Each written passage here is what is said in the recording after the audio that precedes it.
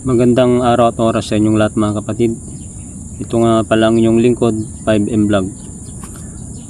Bali ang tatalakayin natin ngayon ay napakahalaga dahil napakaraming nagtatanong tungkol sa mga pintura na ginagamit sa mga bahay. Ginagamit sa loob, sa labas. Karamihan naman kasi ginagamit natin sa mga bahay o mga building ay yung mga water based na pintura. Ngayon tatalakayin natin tungkol sa mga latex na pintura. Ang isa sa mga tatalakayin natin ay yung mga latex at elastomeric. Gaya ng mga vlog ko, may mga paulit-ulit na akong mga vlog tungkol sa pagpipintura ng bahay. Sa amin ang ginagamit talaga namin ay flat latex, gloss latex, semi-gloss latex, elastomeric paint. Ngayon, ang unang preparasyon ng mga ganitong pintura ay siyempre alisin ang alikabok, kung may mga langis, tanggalin.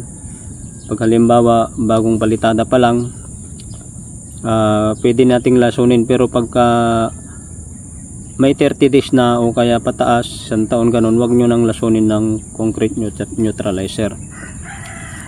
Ngayon, ang ginagamit namin sa amin, pero hindi ko alam sa mga iba na nagblog, pero sa akin ang ginagamit ko talaga, halimbawa na preparasyon nyo na, nalihan na, halimbawa makinis yung wool,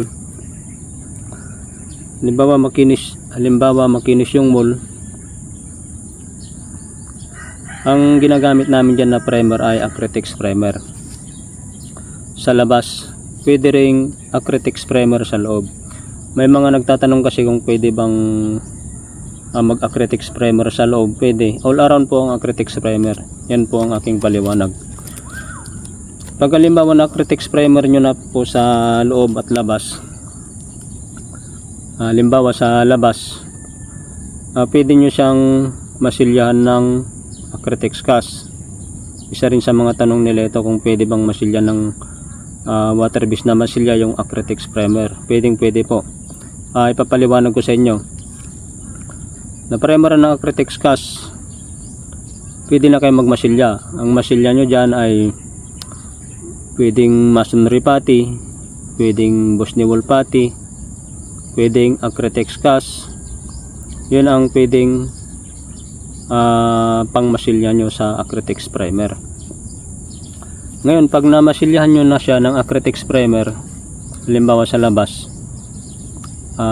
liha, tapos pagpag para matanggal yung alikabok, pwede na kayong mag Acrytex primer ulit, halimbawa sa labas. Mas maganda pag Acrytex primer. Pwede ring flat latex, pero pag gusto nyo mas matibay, Acrytex primer, isang mano lang. Pagka na Acrytex primer nyo na isang mano, para maisisilt ulit yung halimbawa nilihan nyo, may mga lumabas yung konkreto, kaya ginagamit namin ulit yung Acrytex primer para mas matibay. Matatakpan ulit yung konkreto na naliha na lumabas ang kanyang konkreto. Pwede nyong primeran ng isang mano o kaya 2 mano. Pag may budget kayo, mas maganda kung 2 mano na Acrytex primer. Tapos saka kayo magtatapkot ng pwedeng elastomeric paint. Maraming klase ang elastomeric paint. May rain or shine, meron sa Davies, meron sa Boysen, halimbawa sa Boysen Titan. Tapos pagka gusto nyo naman na gloss latex, pwede kayong gumamit ng semi gloss latex o kaya gloss latex. Pwede nyong i-direkta yon, pero pag gusto nyong i-flat latex ulit, pwede rin, saka kayo mag-top coat ng gloss latex. Ngayon mga kapatid, ang konkreto kasi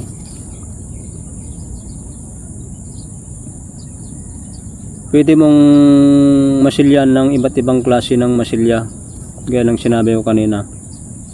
Pero pagka halimbawa firewall naman, firewall yung exposed sa araw, ulan, yung wala siyang bulada, yung mga bahay meron siyang bulada na ganyan, yung wool nyo ay nandito. Expose yung uulan sa araw niya. Pag umulan, diretso dyan. Ngayon, ang pwede nyong gawin dyan ay gumamit kayo ng construct. Pwede kayong gumamit ng construct o kaya flexiban. Pero para hindi kayo malito sa firewall, halimbawa rough finish lang yun, i-flexiban yung mabuti. Tapos pag may mga crack, pwede nyong masilyahan ng flexiban din. Pwede kayong magtimpla ng purong simento sa kaluan nyo ng konting flexiban. Pero pwede ring magmasilya kayo ng Acrytex cast bago kayo magpintura, kasi pagka flexiban lang kasi mamumuti yung firewall nyo. Kailangan pag nag-flexiban kayo, pwede kayong gumamit ng pintura na rain or shine. Yung mga elastomeric paint, pwede nyo nang i-direct na yun. 3 coating. Halimbawa, rough finish yung firewall, ang gagawin nyo, flexiban 2 hanggang 3 mano. Mas maganda kasi pag makapal para hindi talaga magmo-moist yung wall nyo sa labas ay sa loob. Na-flexiban nyo sa loob ng 3 mano, tapos 3 mano naman na elastomeric paint. Pwede nyo nang i-direct yun. Yun kasi sa ibang mga subscriber ko na nagtatanong ay hindi ko may papaliwanag mabuti kung sa mga message lang o kaya pagre-reply lang ganun. Hindi ko naipapaliwanag mabuti. Yung topic natin mga kapatid ay sa labas yun. Kailangan, kasi yung iba sinasabi nila, sir, bakit nagkakaroon ng moist yung loob kahit na flexible na? Kasi hindi naman lahat na nagmo-moist ay galing sa wool. Kailangan ma-check nyo sa taas kung may pinagdadaanan ng tubig doon. Kailangan bago kayo magpintura ng bahay nyo, kailangan walang leak, kasi masisira talaga ang pintura pag may leak. Pwede rin kayo mag-flexiban sa loob at labas. Pwede kayo mag-flexiban. Yan ang payo ko sa inyo para siguradong walang tagas. Ang nagiging problema lang kasi pagka nagkakaroon ng moist, nagiging problema sa preparasyon.